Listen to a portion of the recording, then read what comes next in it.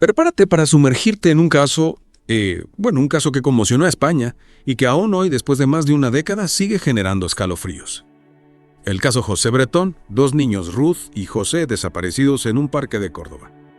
Un padre desconsolado que clama por su regreso, pero ¿qué ocurre cuando la verdad se esconde detrás de una máscara de dolor?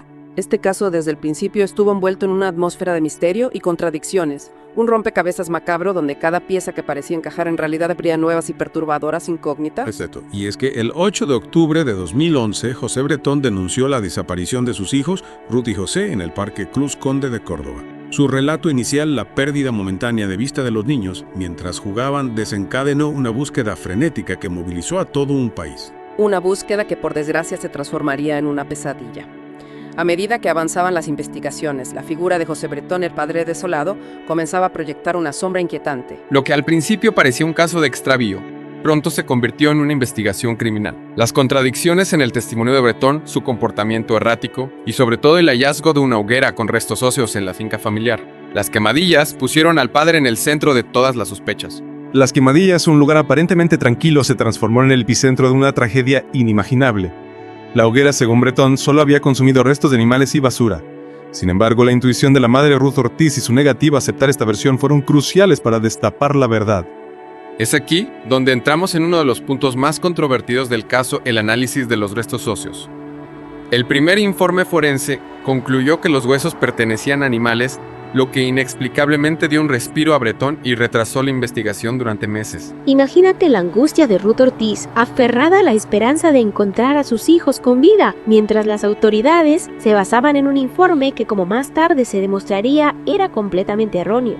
La lucha incansable de Ruth por la verdad llevó a una segunda opinión a cargo del reconocido antropólogo forense Francisco Etxeberria. Y ahí es donde todo da un giro dramático. Etxeberria, tras un minucioso análisis, determinó que efectivamente los restos óseos correspondían a niños de la edad de Ruth y Joseco, un jarro de agua fría para la investigación y una confirmación devastadora de los peores temores de la madre. Este hallazgo fue fundamental para desmontar la coartada de José Bretón y apuntalar las sospechas sobre su implicación en la desaparición de sus hijos.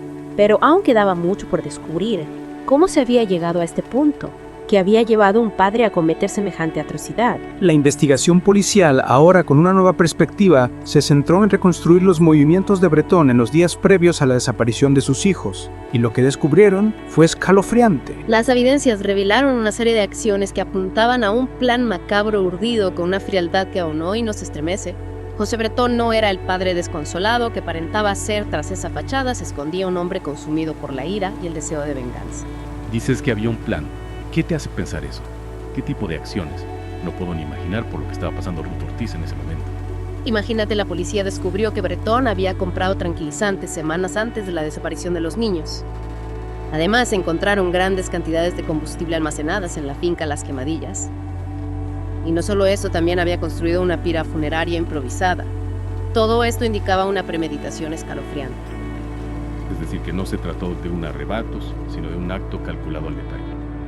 Pero ¿cuál era el móvil de Bretón? ¿Qué lo llevó a concebir un plan tan horrendo? La respuesta, por terrible que parezca, reside en la ruptura de su matrimonio con Ruth Ortiz. Bretón no pudo aceptar la separación y, cegado por la rabia y el rencor, decidió vengarse de la manera más cruel imaginable, arrebatándole a sus hijos. Un acto de violencia vicaria, donde los niños se convierten en un instrumento para causar el mayor daño posible a la madre.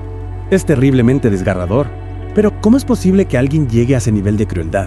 ¿Qué nos dice la psicología sobre la mente de José Bretón? Los análisis psicológicos realizados a Bretón revelaron un trastorno obsesivo-compulsivo y una necesidad patológica de control. Su personalidad rígida e inflexible chocó de frente con la decisión de Ruth de separarse, un acto que Bretón percibió como una pérdida de control absoluta sobre su vida. Entonces podríamos decir que el crimen fue una forma de recuperar ese control, aunque fuera de la manera más perversa. Exacto. Al eliminar a sus hijos, Bretón buscaba infligir el máximo dolor a Ruth, castigándola por su decisión de alejarse de él.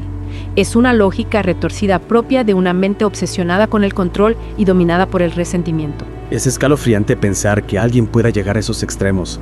Y lo más terrible es que durante la investigación Bretón supo manipular a su entorno, creando una imagen de padre desconsolado y víctima de una terrible desgracia. Así es. Sus hermanos y padres lo apoyaron firmemente, convencidos de su inocencia. Bretón tejió una red de mentiras y engaños, presentándose como un hombre destrozado por la pérdida de sus hijos, cuando en realidad él mismo era el artífice de su desaparición. Una manipulación que afortunadamente no logró desviar el curso de la justicia. Las pruebas, a pesar de la polémica en torno a la cadena de custodia, eran contundentes. Si recordamos que la desaparición de una muestra ósea durante el análisis forense dio pie a la defensa de Bretón para sembrar dudas sobre la solidez de la investigación, un error que empañó el proceso judicial, pero que no fue suficiente para evitar la condena. A pesar de los intentos de Bretón por eludir su responsabilidad, el jurado popular lo declaró culpable por unanimidad de 2 delitos de asesinato con alevosía y ensañamiento y un delito de simulación de delito. Una condena que reflejaba la gravedad de sus actos y el horror que había desatado. Pero, ¿qué ocurrió después? ¿Cómo se desarrolló el juicio y qué sentencia recibió José Bretón? El juicio fue un proceso largo y tenso marcado por la frialdad de Bretón, que se mantuvo en su versión de los hechos, negando cualquier implicación en la muerte de sus hijos. La defensa intentó sembrar dudas sobre la fiabilidad de las pruebas, especialmente en relación con la cadena de custodia de la muestra ósea desaparecida. ¿Y qué impacto tuvo esa estrategia de la defensa? Lograron generar dudas razonables en el jurado. A pesar de los esfuerzos de la defensa, las pruebas presentadas por la acusación, incluyendo los testimonios de los peritos forenses, los informes psicológicos y las evidencias que demostraban la premeditación de Bretón, fueron irrefutables. Entiendo. Al final la verdad se impuso. ¿Cuál fue la sentencia? El jurado popular lo declaró culpable y la sentencia inicial fue de 40 años de prisión, 20 por cada uno de los asesinatos. Una pena que más tarde se vería reducida a 25 años, la máxima en España para este tipo de delitos. Es decir, que a pesar de la gravedad del crimen, el sistema judicial español limita la pena máxima a 25 años.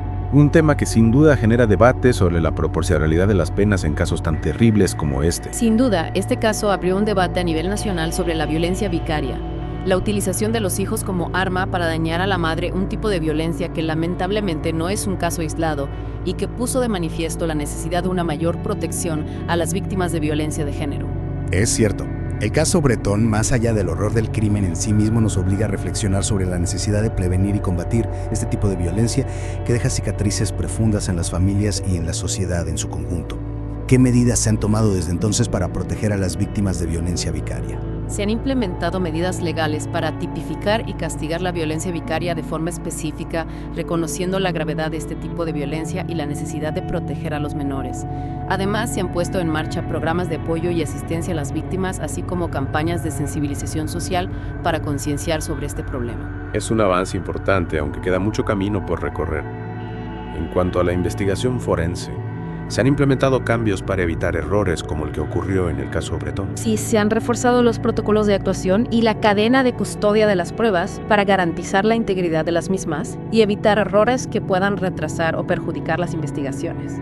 Además, se ha impulsado la especialización en la investigación forense, con la formación de equipos multidisciplinares que abordan los casos desde diferentes perspectivas. El caso Bretón, sin duda, ha dejado una huella imborrable en la historia criminal de España, no solo por la brutalidad del crimen, sino también por las lecciones aprendidas y los cambios que ha impulsado. Es un caso que nos recuerda la fragilidad de la vida, la oscuridad que puede anidar en la mente humana y la necesidad de estar alerta para proteger a los más vulnerables. Y también nos muestra la importancia de la justicia, la búsqueda incansable de la verdad y la necesidad de seguir trabajando para construir una sociedad más justa y segura para todos. El caso Bretón, como hemos visto, es mucho más que un crimen. Es un espejo que refleja las complejidades de la sociedad, las fallas del sistema y la necesidad de una constante evolución para garantizar la justicia y la protección de los más débiles. Un caso que nos invita a la reflexión, a la crítica y al compromiso para construir un futuro donde este tipo de tragedias no vuelvan a suceder. Y con esto cerramos nuestra profunda inmersión en el caso José Bretón. Un caso que nos ha conmocionado, que nos ha hecho cuestionar muchas cosas, pero que sobre todo nos ha recordado la importancia de luchar por la verdad y la justicia. Hasta